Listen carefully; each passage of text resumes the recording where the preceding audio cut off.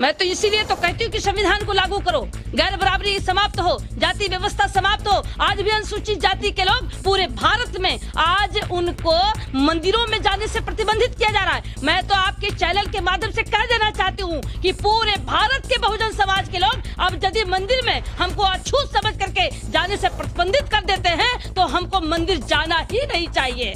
हमको हमारा अगर कोई भगवान है तो बाबा साहब डॉक्टर भीमराव अंबेडकर हैं। अगर बाबा साहब डॉक्टर भीमराव अंबेडकर भारत के संविधान में बहुजन समाज के लिए सम्मान अधिकार नहीं दिए होते तो आज हमको यहाँ तक पहुँचने का मौका नहीं मिला होता। अगर हमको पूजना है तो हम बाबा साहब डॉक्टर भीमराव अंबेडकर और तथागत गौतम बुद्ध जी को पूजना चाहिए। तथागत गौतम बुद्ध जी मानवता का संदेश देने का काम किया है और तथागत गौतम बुद्ध जी के लिए कोई जात धर्म संप्रदाय नहीं है, सबको बराबरी का अधिकार है। इसलिए तथागत गौतम बुद्ध जी के मार्ग पर पूरे भारत के लोगों को चल देना चाहिए और इसलिए चलना चाहिए कि भारत बुद्ध का भारत था, बुद्ध का भारत है और बुद्ध का भारत रहे। इसके लिए भी निरंतर में संघर्ष कर रही हूँ। हमारी मांग है कि बाबा साहब डॉक्टर भीमराव अंबेडकर जी के बनाए गए भारत के संविधान पूरी तरीके से लागू हो, आरक्षण का कोटा पूरा कराया जाए।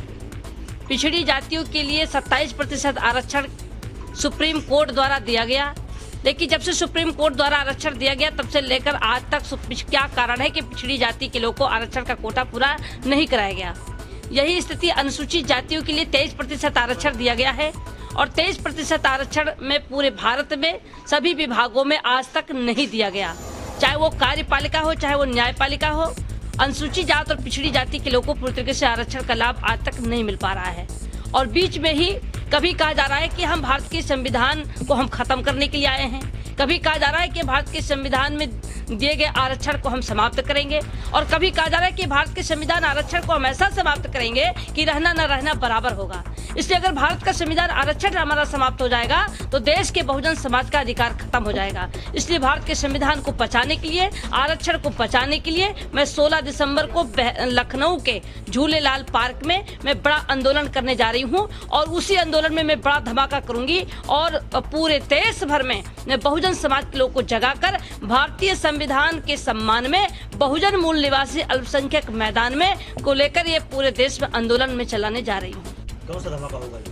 मैं लोकसभा में चूंकि हमने मांग किया है और हमारी मांग को पूरा नहीं किया गया है तो संविधान आरक्षण को लागू कराने के लिए मैं किसी हद तक जा सकती हूं, चाहे जिन परिस्थितियों का सामना करना पड़ेगा हम उसके लिए तैयार हैं। लेकिन संविधान आरक्षण को बचाने के लिए मैं 16 दिसंबर को जो मैं धमाका करूंगी आप सबको देखने को सुनने को मिलेगा। प्रधानमंत्री आपको लगता है कि फेल हो गए हैं समानता का अधिकार दिलाने में ओबीसी और एससी? मैं तो साफ कह देना चाहती हूँ कि अब भारत के संविधान को लागू करो वरना कुर्सी खाली करो।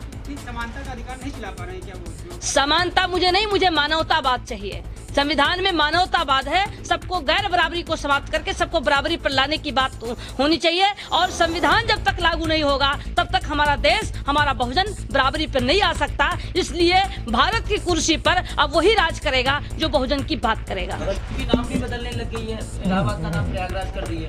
ये तो हमारे इतिहासों को मिटाने की साजिश कोई आज से हो रही है।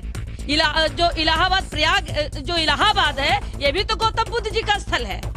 जो अयोध्या है वो भी गौतम बुद्ध जी का स्थल है और हमारे जो पिछड़ी जाति, अनुसूचित जाति के लोग जहाँ जहाँ उनके नाम से इतिहास है सारे इतिहासों को बदलने की साजिश हो रही है। मैं इस पर बिल्कुल सहमत नहीं हूँ।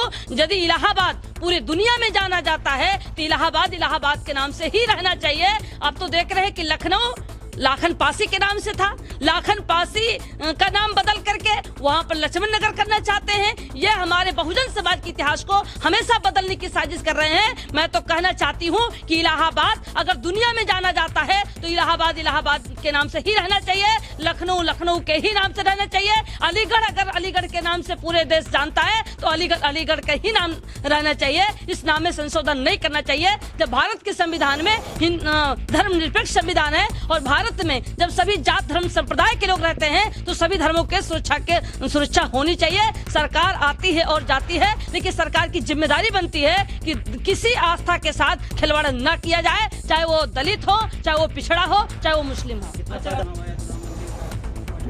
मैं तो कहना चाहती हूँ कि जब सुप्रीम कोर्ट ने कहा कि साक्ष्य के आधार पर मंदिर बनेगी और जब खोदाई हुई तो तथागत गौतम बुद्ध जी की प्रतिमा निकली, तो साक्ष्य के आधार पर वहां बनना चाहिए। अगर तथागत गौतम बुद्ध जी की प्रतिमाएं निकली हैं, इसके मतलब ये लगता है कि अयोध्या जो है वो तथागत गौतम बुद्ध जी के स्थल था, और तथागत गौतम बुद्ध जी का अगर प्रतिमाएं निकली हैं तो तथागत गौतम बुद्ध जी की प्रतिमा स्थापित होना चाहिए।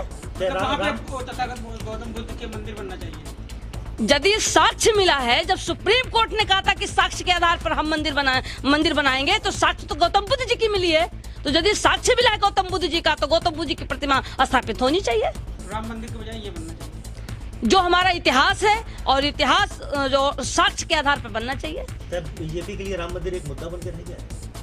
हमको अब मंदिर नहीं चाहिए, हमें नौकरी चाहिए, हमको रोजगार चाहिए, हमको सम्मान चाहिए, हमको अधिकार चाहिए। चुनाव में जब आता है तो कभी मंदिर मस्जिद दिखा करके, कभी हिंदू मुस्लिम दिखा करके हमारे समाज के लोगों को गुमराह किया जा रहा है। अब हमको मंदिर रोटी नहीं देगी। मंदिर को जो मंदिर जिसको रोटी देती है वो परेशान है। हमारा बहुजन समाज रोटी के लिए परेशान है। अब हमको रोजगार चाहिए, नौकरी चाहिए और भारत का संविधान चाहिए।